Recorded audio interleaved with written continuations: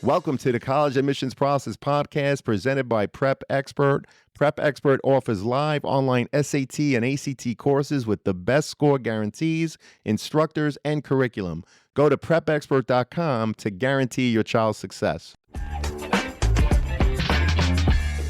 What's up, podcast friends, and thank you for listening to the College Admissions Process Podcast. While analyzing the podcast data, I realized that many of the earlier episodes, some of which received the most overall downloads and are still extremely relevant today, are not being listened to as much as the newly released episodes. This is why I created the alphabetical list of colleges available on the podcast with the link to the related interview to the right of each school. Please use the alphabetical list as part of your college search, which can be found in the show notes and on my website, www.collegeadmissionstalk.com. The alphabetical list serves as an on-demand virtual college fair with schools from throughout the country. To highlight how valuable the alphabetical list is, I will release past episodes that receive the highest overall downloads on Wednesdays throughout the summer. Please share the alphabetical list with anyone you think that may benefit, as it has proven to be such a valuable tool for so many listeners. So are you ready? Let's talk about it. Welcome to The Cap, where we are here to speak with college reps and other professionals in the field of college admissions to help answer all your questions and guide you through every step of the process. So if you're serious about college admissions, you've come to the right place. Are you ready? Let's talk about it. And now, here's your host, Dr. John Durante. Welcome to The Cap, the College Admissions Process Podcast. I am your host, John Durante, and it gives me great pleasure to introduce to you today Kirk Brennan, who's the Associate Dean and Director of Undergraduate Admissions at the University of Southern California, also known, of course, as USC. Kirk, it's such a pleasure to have you here. I met you about 2 years ago, and it's so great that you're finally on the podcast. Thank you so much, and how are you? Doing great. Thank you. Persistence pays, John. I really appreciate you staying on top of me to get you on the calendar. I really appreciate it. And doing great today. It's a beautiful day. Everyone's really excited. Well, terrific. Well, I'm really excited because there was so many people that have reached out saying, "Hey, could you get USC on?" And I kept saying, "Well, I'm trying," and here we are. So, again, I'm really excited about this, and thank you for the persistence of all the listeners that continued emailing me.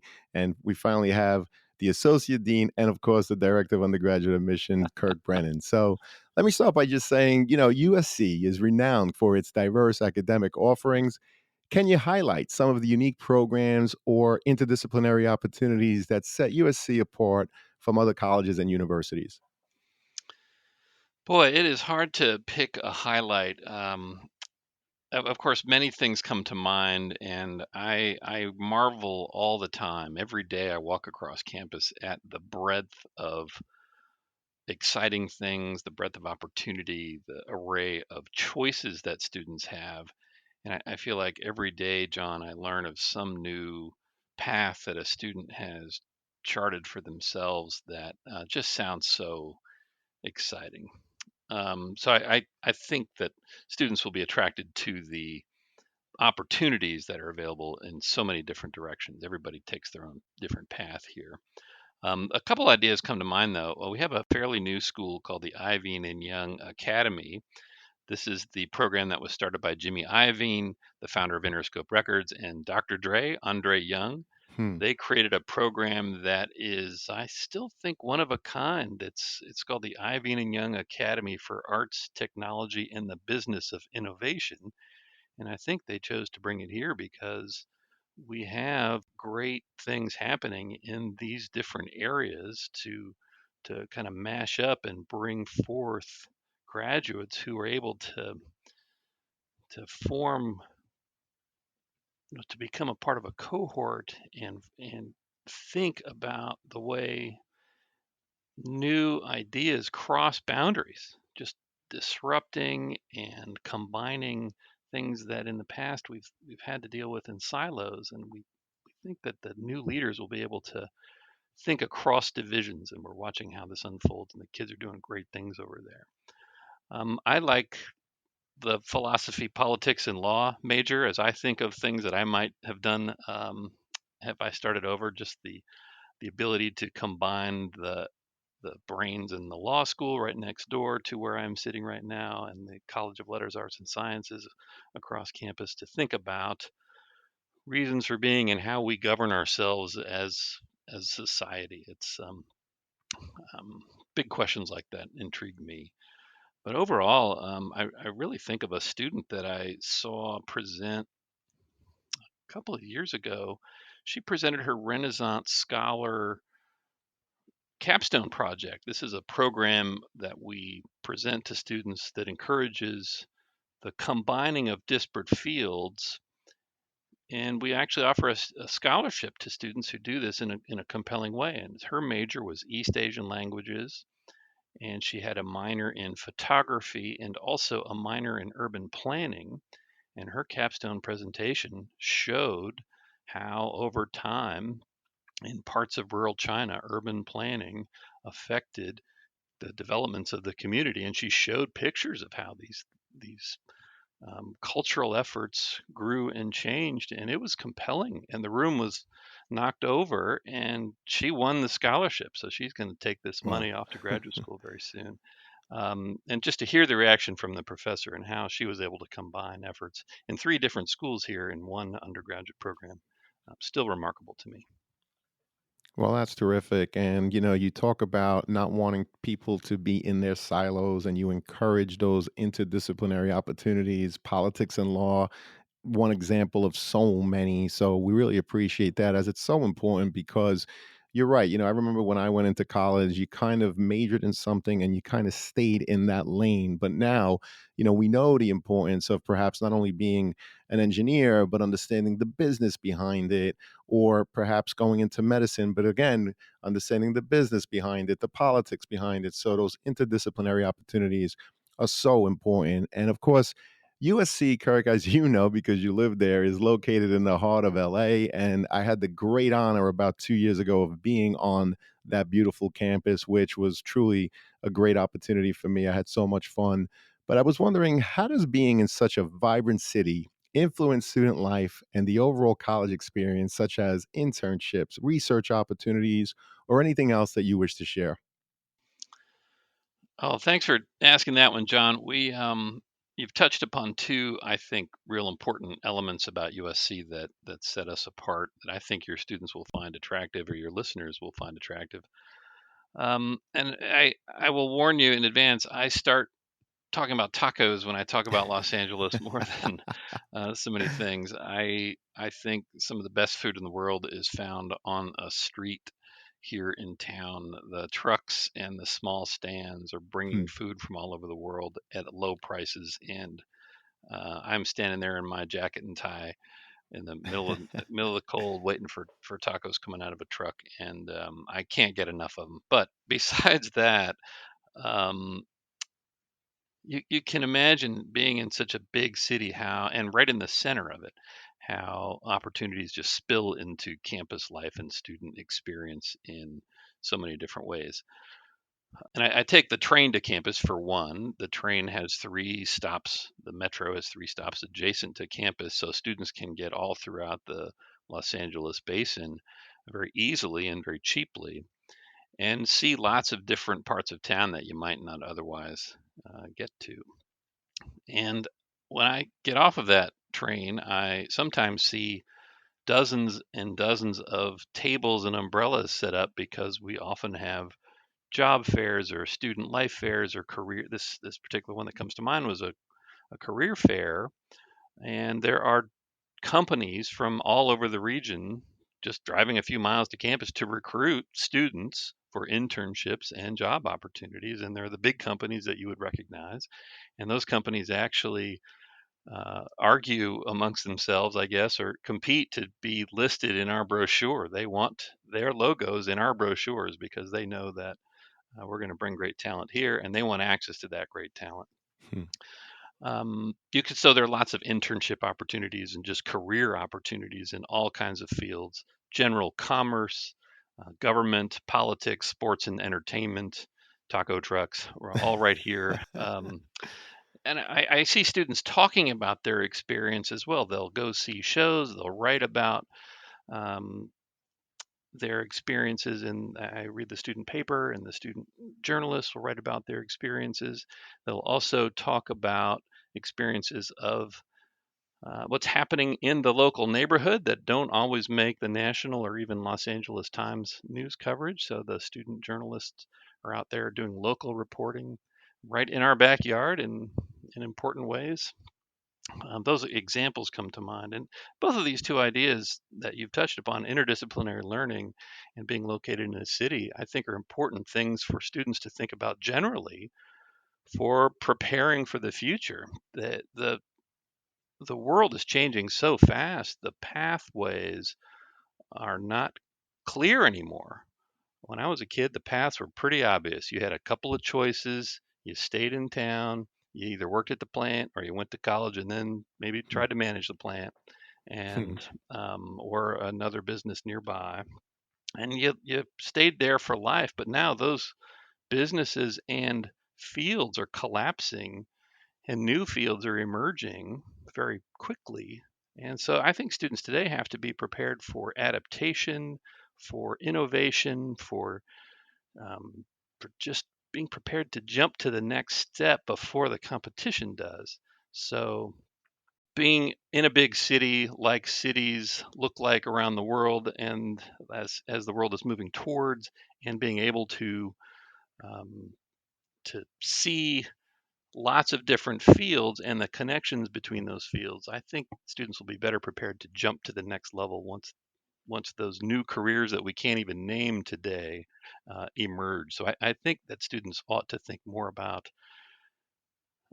preparation and adaptation more than a specific career path. Well, I appreciate you talking about the pathways, and you're right. When I went to college as well, it was much more defined compared to today with the innovation and the technology that now we all get to experience. But I love how you talked about students needing to adapt, right? You talked about that adaptation, but also the innovation and being in a thriving city like LA.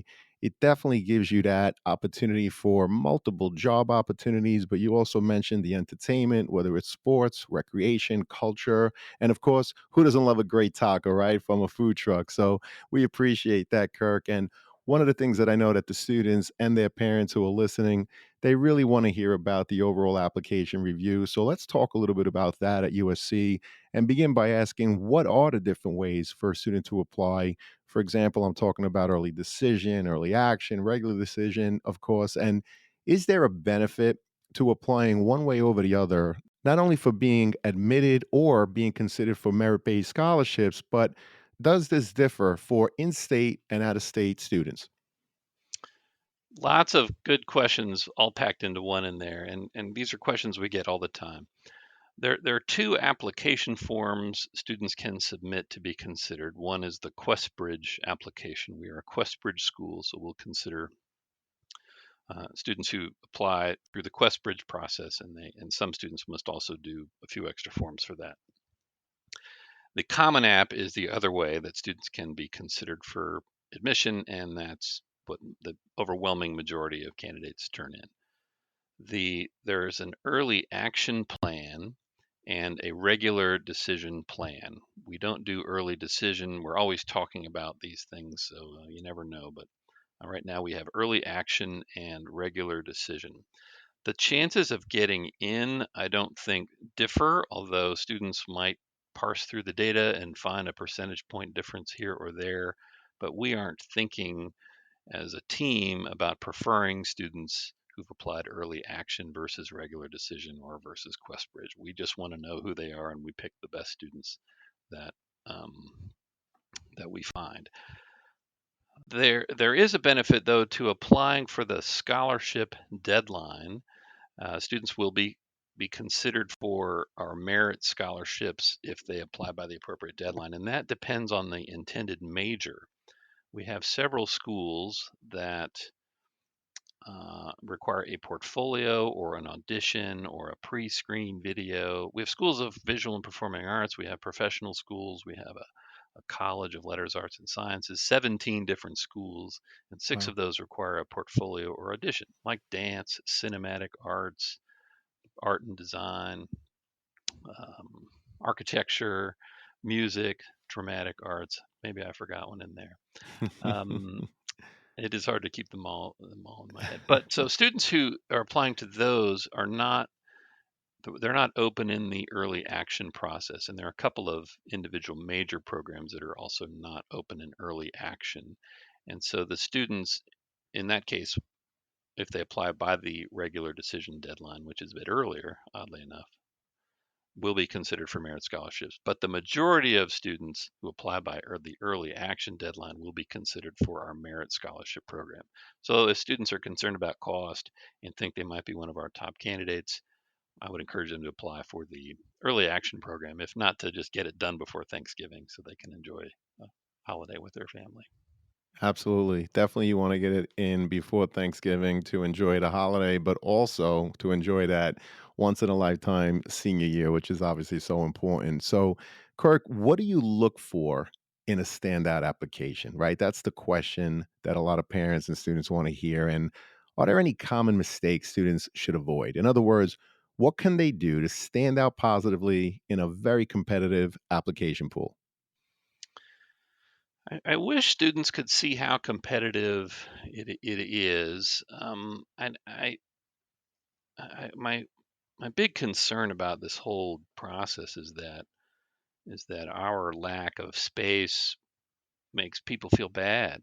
We don't have room for everybody, and we Right. wish we had more room. We meet lots of amazing students in this process and read lots of amazing stories, and we wish we could accommodate more. However, we just have a certain amount of space that we can handle. So, um, and the overwhelming majority of candidates who turn in applications to USC are outstanding. We Right. we received about 82,000 applications last year, and close to 50,000 of those students had an A minus average or higher. We made it Wow. admission offers to just over 8,000 students for the fall of 2024, right around a 10% rate for fall. So um, all of those candidates have something great to bring here. Every candidate I read has some strength that might make this place better. And that's what we're looking for is a population of students to bring their energy and their thoughts and their willingness to learn and willingness to push others in the classroom to make this effort even better. So that's what we're looking for. We're looking for that imagined, what we would imagine that impact in that in this community would be in the classroom, in the library, in the laboratory.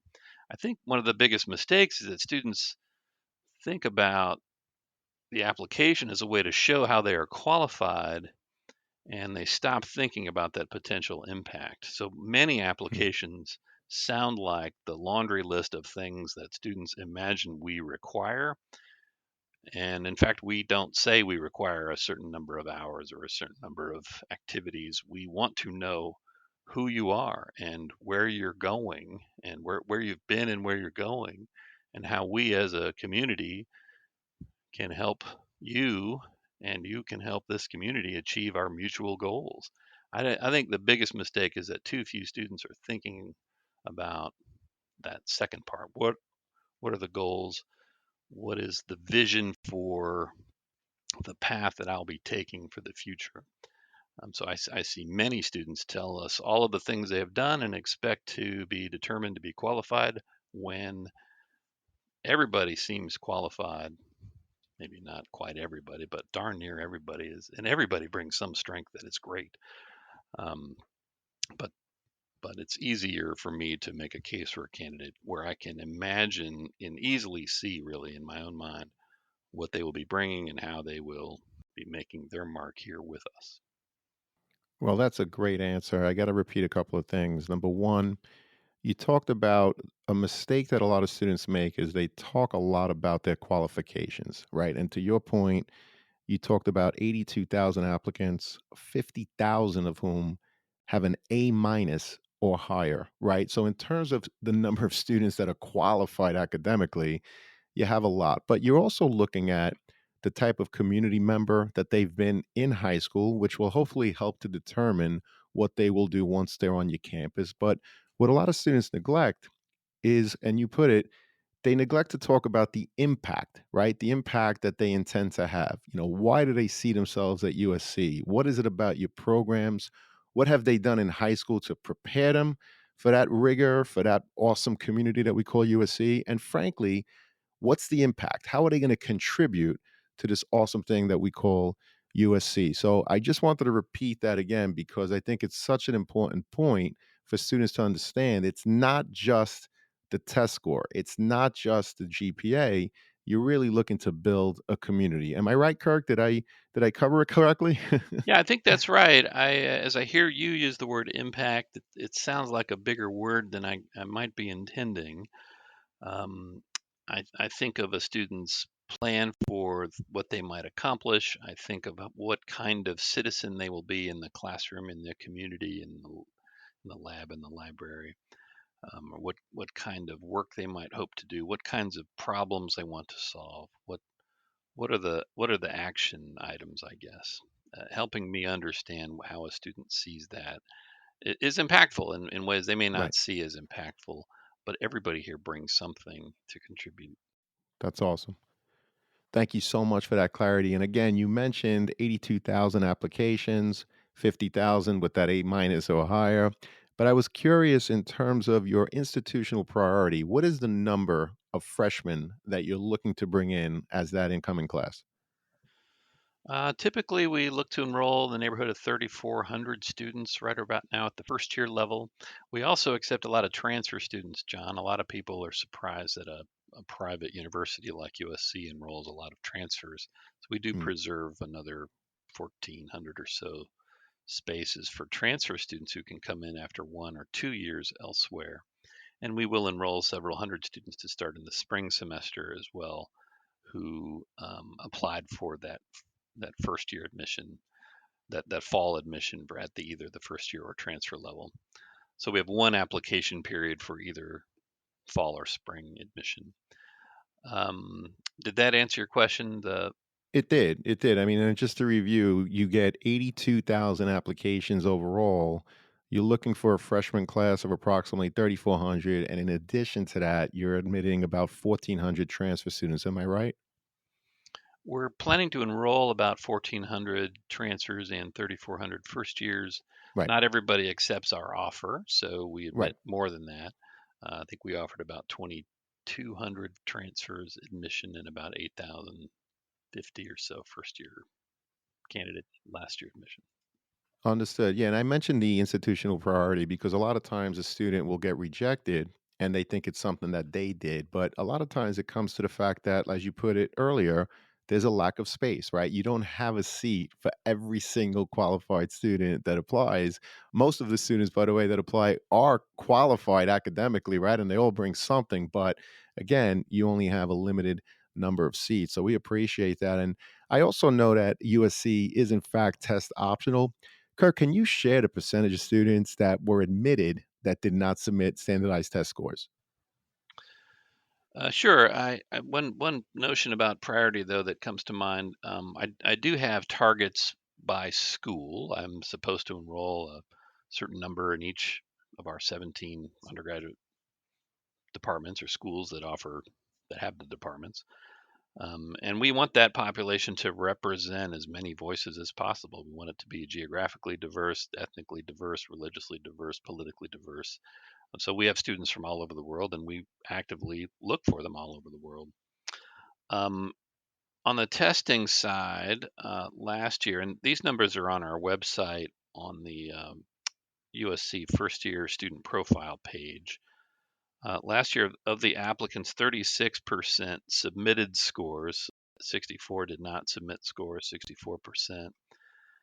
And of the ones admitted, just about half submitted scores, 51% submitted scores versus 49 that didn't.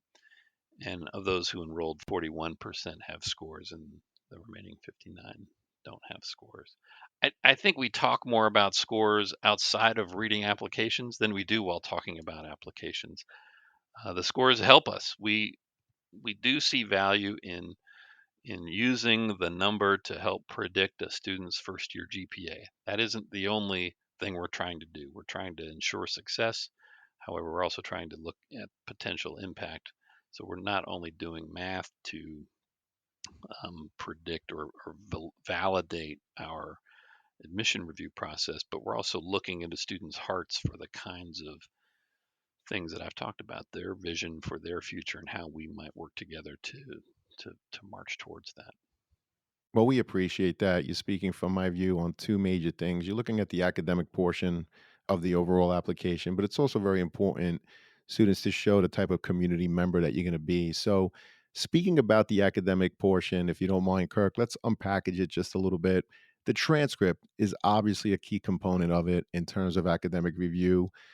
How does USC weigh course rigor versus the GPA in the admissions process? In other words, not all GPAs are created equally. So, can you share what you look for when reviewing a student's transcript? Yeah, I think families or students often think this is a mathematical exercise, and certainly Hmm. calculating an average of grade points, a GPA, is arithmetic or mathematical. Um, However, we're looking more deeply at what the transcript tells us. We see the strengths and weaknesses, or I don't know if weaknesses is the right word, but opportunities perhaps, that and the subject areas that students are pursuing. We might see bumps that occurred along the way and wonder what happened in a student's life or how they might have bounced back from challenge. But overall, my thinking about this mirrors, I think, what students already understand in a different way. My job really is to bring students that the faculty will want to teach. And Hmm. students know what that means. They know what their teachers want of them. I remember wanting to do what I wanted to do, not what Hmm. they wanted me to do. I wanted to do the minimum to keep a good grade, and they wanted me to do all of the reading and all of the extra work, the extra credit or the extra side reading that was not required. So that I think is what's more important. We're trying to understand what kind of student they will be by looking at the total pattern, the trend, how students have challenged themselves or eased off of challenge or dug deeply and responded to pressure on that sense.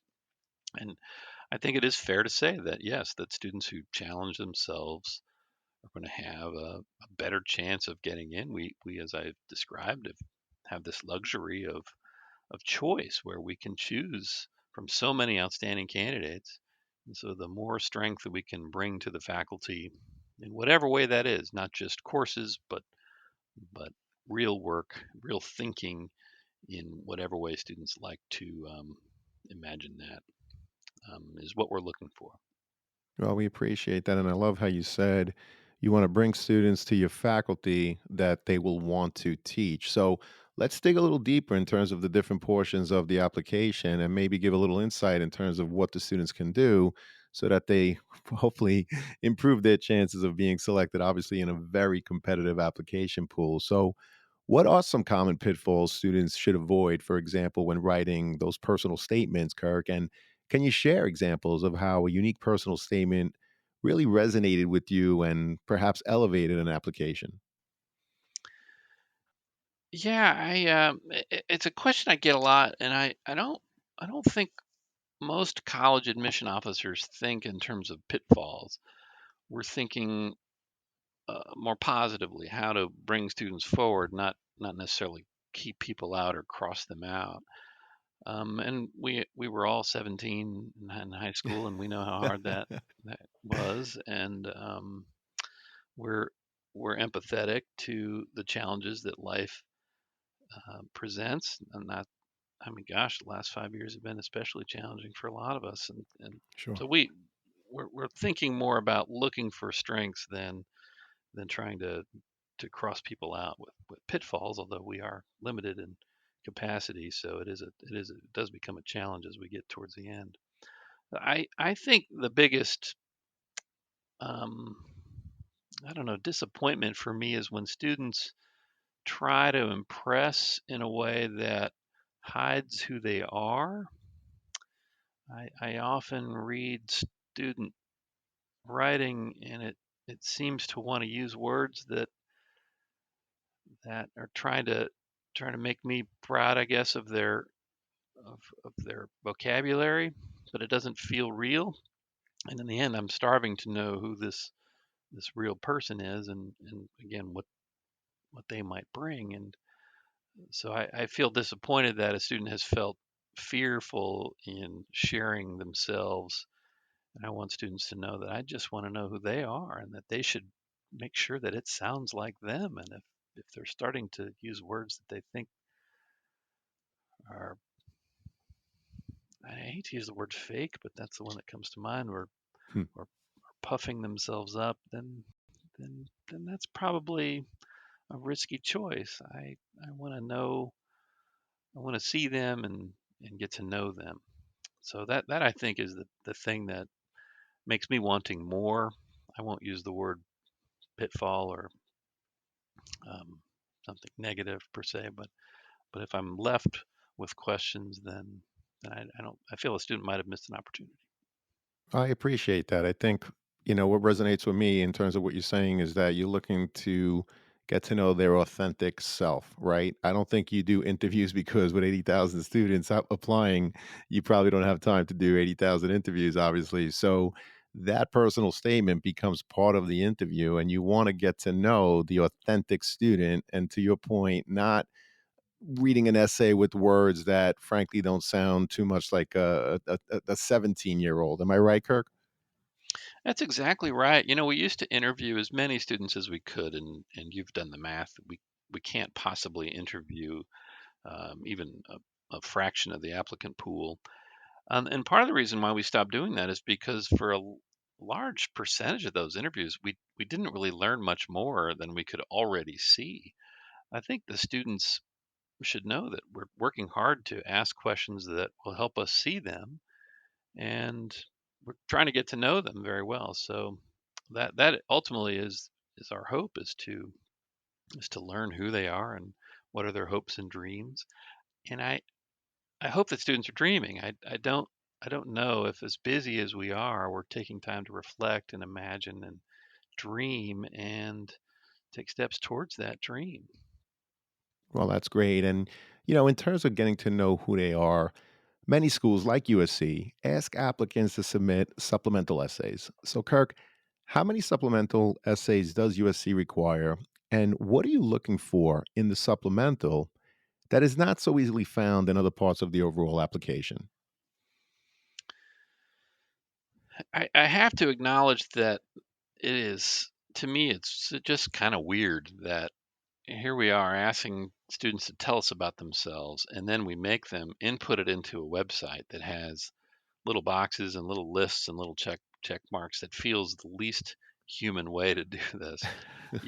Yet it somehow works when we're done reading an application, and I personally will recite the name of the candidate aloud. This helps me hear that student's name and forget the story I read just moments before of the prior candidate.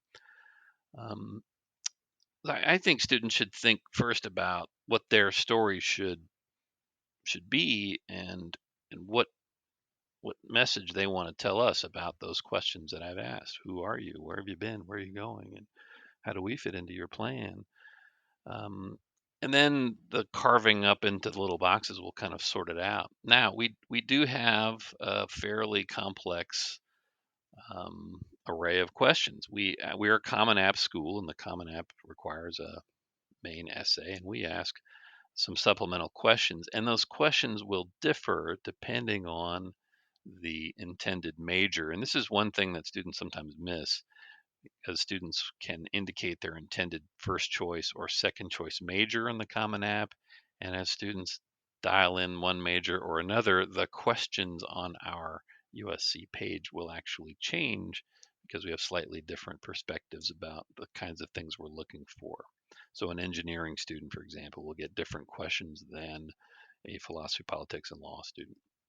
On top of that is this artistic component in those programs that require a portfolio or an audition. So students will have to do the Common App and then do a separate set of things that the faculties of those schools in cinematic arts, dance, etc., will review independent or simultaneous to the admission application read by my office. Well, we appreciate that. And I loved how you talk about the questions differ in the supplementals based on the intended major. But there is something that you said that really is a catch all in terms of what students should consider when working on those supplementals, which is write about who you are, where you're going, and how does USC in this case fit in terms of whatever your plan is? So I think that students, if you're able to articulate that, right, and demonstrate your understanding of USC and how it's in line with what you've done, who you are, where you see yourself going, and how USC will help you through that journey, I think it will help you at least with the supplemental portion of the application. Is that right, Kirk? I think that'll help a student with all of their college applications. I think most colleges are asking basically the same things, which Right. is in those lines. And I really like the term you use, demonstrating understanding. It's the opposite of a term that I've come to really, I don't know, bristle at. There's this idea of demonstrated interest, where students seem to have been told that the more they appear to be interested in us, the more likely we are to take them. And maybe some schools do this, but we're seeing a rash of just inauthentic, unnecessary behavior and communication that seems to be geared towards getting names on a radar screen more than engaging authentically. So, demonstrating understanding, 100%, we love it. But demonstrating interest, we think students who've filled out an application are demonstrating interest. Well, I appreciate that. Could you dig a little deeper in terms of what you were saying in terms of the demonstrating interest portion of this?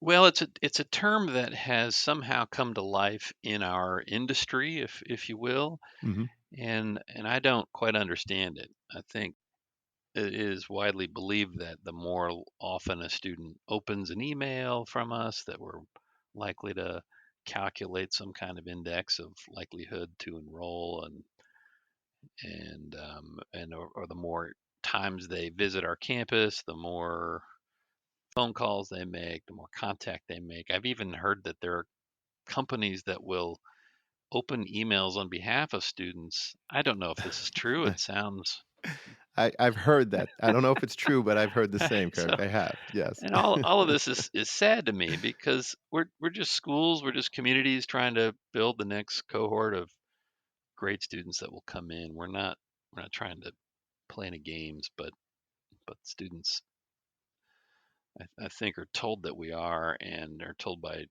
folks that they trust, and therefore start doing things that don't feel real to me. And Hmm. I don't know. I don't hold a student responsible for that. I guess I hold our the whole process responsible for it. I don't quite know how to fix it, but somebody I know used this word, demonstrating understanding, and I do think that's a good way to think about the application, because Mhm. that tells me a student is thinking about how we work with their plan. They're not just throwing names of colleges into the hopper because they want a particular kind of school. They just want a big name. But I'm more interested in what they plan to do here.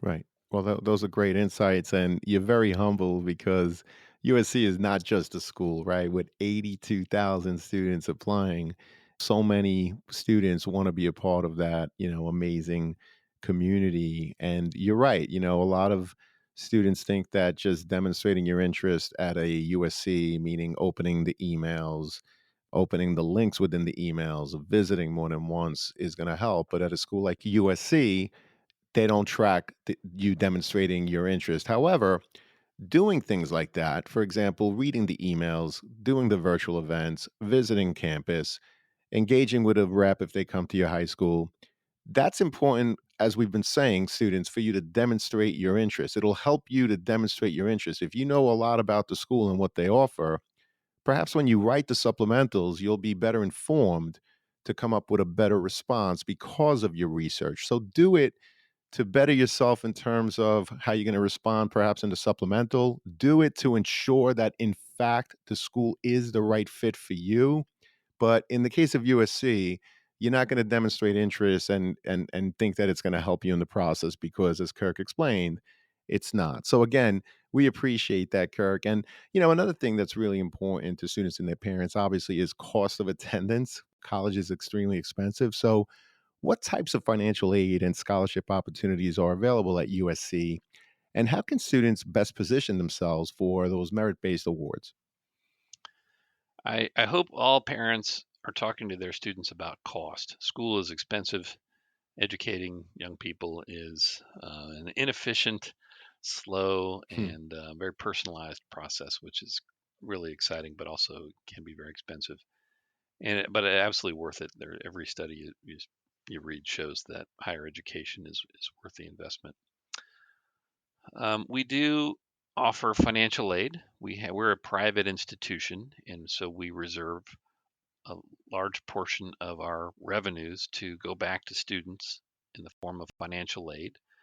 So students can get an estimate of what that aid might look like by going to our net price calculator. Every college that receives government funds has a net price calculator to help students understand before they apply what their actual price tag might look like based on our own institutional aid resources, come coordinated with, of course, the federal resources and the state of California resources that might be available for USC students.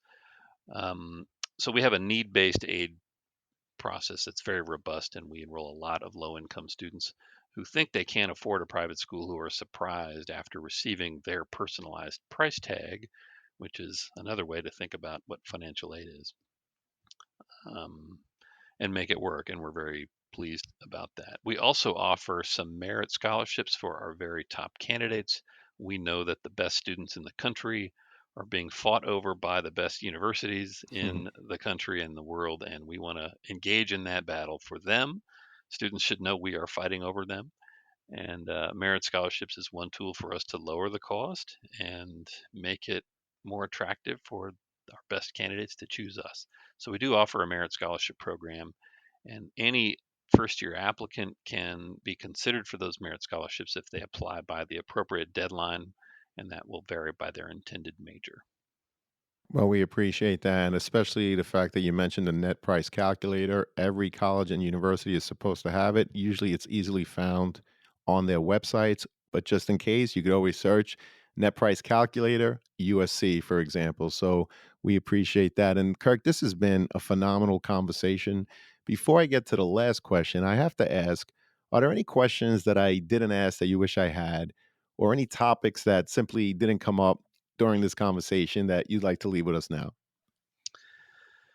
Oh, the one thing that comes to mind is that we're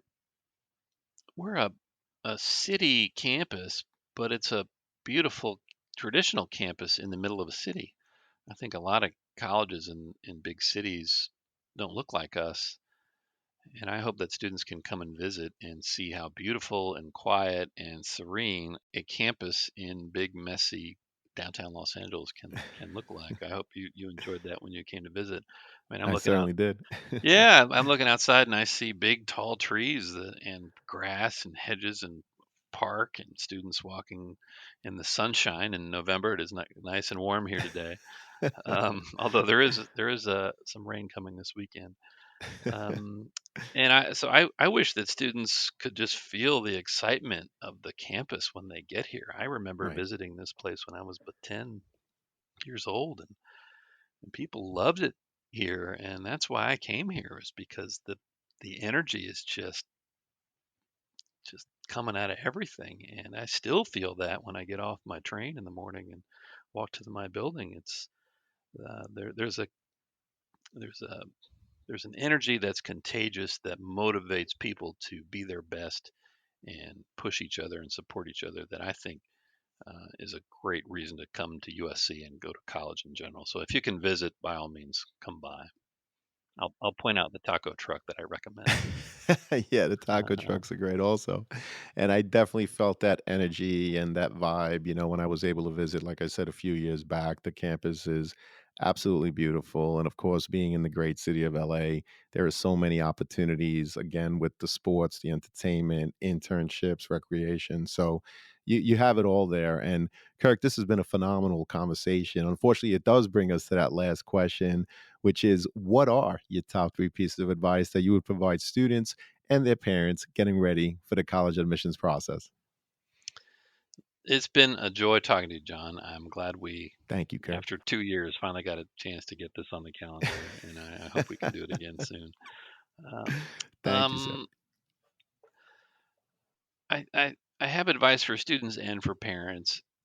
For students, I think we're so worried sometimes about getting in or feeling judged or wondering what the future will hold for us is that we forget that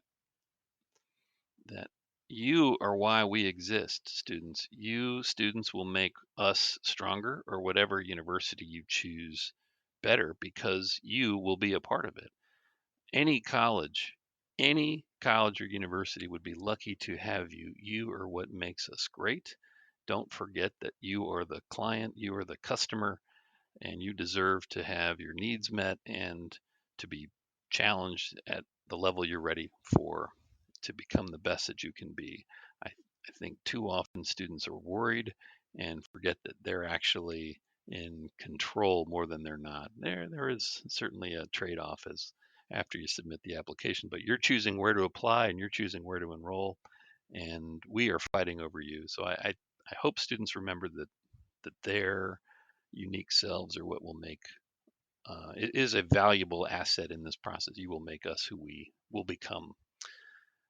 My other advice is not to forget to dream. I've said that the application process is about telling us, where you're going and how we can help you get there. That means having some sense of where you're going. And I wonder if, and look, I'm an old man now. I'm in my late Hmm. 50s, mid 50s. I'll go mid 50s, John. That's pretty young, Hey, you're Kirk. That's kind. pretty young. But our my experience was very different in that we didn't have so many things to do, so we imagined things to do, and we played, and we dreamt, and we worked with our friends to have fun, and we talked about what the future might hold in ways that I don't see happening as much now. I may be off of my radar, but I think students are accomplishing so much more than was ever possible because of all of the advances in communication and technology and ways that that's enhanced education. But I wonder if that dreaming part and that imagining a course of action part, if there's still room for that. So my hope is that students don't forget to leave time to envision, leave time to dream, leave time to um, wonder, and then think about the steps involved in getting to that point, which should, I think, become a part of that application essay. So if you take some time in the summer to dream and reflect and retreat and imagine and envision and then chart and take steps along, think about initial steps for that journey, I think your application will be much stronger because you've thought about those other two questions that so many students, I think, just haven't gotten to yet. And then finally, I've given some advice to parents already. I do think talking about money is an important part of this because nobody wants to do that, Hmm. and it can be a big thing for many families. So helping students understand what is possible, what is not possible, and assuring your students you will do anything you can, as you always have in your whole life, but also letting them know what you can't do, and that can be hard. Um, I can remember giving my daughters a number. We knew we could do some things, but we couldn't do everything. And a couple of colleges came in well over that number, and we just knew right away that wasn't going to be possible. And so that helped avoid some problems. But the real piece of advice for parents is just to remember to remind your students how proud you are of them and how much you love them. This process is hard on our kids, and you remember what adolescence means. Adolescence is about where we stand among our peers and how we feel judged or how we rate by others, and that is hard. It is adolescence is it's a word that many of us find to be negative, and Hmm. that's when we apply to college. And for some reason, our whole world, for many students, focuses on where you're going to college. The only question they hear is, where do you plan to go to college? And they see the judgment and the dream and in the plan and the fear of what they might be or become based on the name. And I fear that many don't remember that they are why we exist, and that we would be lucky to have them, and that they wonder if you're proud of them. They are doing Hmm. everything they can, parents, for you to be proud of them. Just remind them that you love them, that you're proud of them, and that you just want them to do their best. And if their effort is good and it's still not the level of achievement that you think they might be able to achieve, but if they're confident that it's their best, you can't ask for any more. Don't forget to tell them you love them, because a lot of the world is telling them they don't like them, or they at least they didn't click like on the picture they posted, and they might worry about them. Well, those were tremendous pieces of advice, and I think it's appropriate to just remind all parents out there: hug your kids, tell them you love them, and continue to support them throughout this process. Kirk, this was amazing. You're awesome. I'm so grateful that we finally got it, together, and I do hope to have you again. Thank you so much, sir. You're terrific. Oh, thanks, John. You're very kind. Well, so are you. And to everyone out there, good luck with the college search. Take care, all, and best wishes. Thank you for joining us on this episode of The CAP, the College Admissions Process Podcast. We hope you enjoyed the show. If you did, please don't forget to tell a friend. And follow us on Facebook, Instagram, Twitter, and wherever you listen to your podcasts. I am your host, John Durante, and I look forward to seeing you on the next episode of The CAP. Thank you for listening to the College Admissions Process Podcast presented by Prep Expert. Prep Expert offers live online SAT and ACT courses with the best score guarantees, instructors, and curriculum. Go to prepexpert.com to guarantee your child's success.